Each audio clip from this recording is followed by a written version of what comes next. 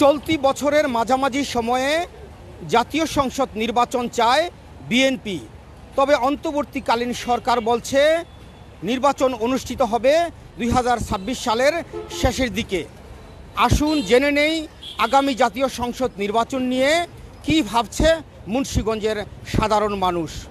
যে বর্তমান যে অন্তর্বর্তীকালীন সরকার যে বলছে যে 26-এর শেষ দিক থেকে নির্বাচন দিলে হয়তোবা দেশের জন্য ভালো হয়, বা বিএনপি বা আপনার অন্যান্য দল চাচ্ছে যে তাৎক্ষণিক সময় কি নির্বাচন দেওয়ার জন্য। অ্যাকচুয়ালি আমি মনে করি আমার দৃষ্টিকোণ থেকে যে দেশের যে পরিস্থিতি, দেশের যে ফ্যাসিস্টরা যে পরিস্থিতি তৈরি করে দেওয়া গেছে, এখন ওইটা থেকে পরিত্রাণ পেতে হলে আগে দেশে অনেক কিছু সংস্কারের প্রয়োজন আছে। সংস্কার করার পরে আমি মনে করি নির্বাচনটা দিলে এবং নির্বাচন হলে নির্বাচিত যে কোনো দল আসলে দেশের জন্য ভালো হবে। আমি ব্যক্তিগতভাবে চাচ্ছি যে বর্তমানে অন্তর্বর্তীকালীন সরকার যেভাবে দেশ চালাচ্ছে তাতে দেখা গেছে দ্রব্যমূল্যের দাম ঊর্ধ্বগতি, প্রত্যেকটা জিনিসের দামই হু হু করে বেড়ে যাচ্ছে এবং সাধারণ মানুষের ক্রয় ক্ষমতা বাইরে চলে যাচ্ছে।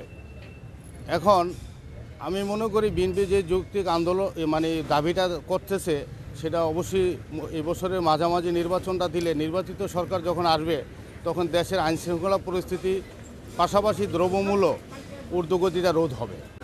আমরা চাই দ্রুত সংস্কার এবং দ্রুত নির্বাচন। সংস্কার করে তার যত তাড়াতাড়ি সম্ভব নির্বাচন দিলে আমার মনে হয় দেশের পরিস্থিতি ঠিক হবে। সকল দলকে একসাথে নিয়ে যত তাড়াতাড়ি সম্ভব একটা নির্বাচনের ব্যবস্থা করা হোক, এটাই আমার চাওয়া। সংস্কার অবশ্যই খুবই জরুরি। সংস্কার ব্যতীত আসলে কোনো কিছুই করা সম্ভব না। সর্বদলীয় সংস্কার চায়।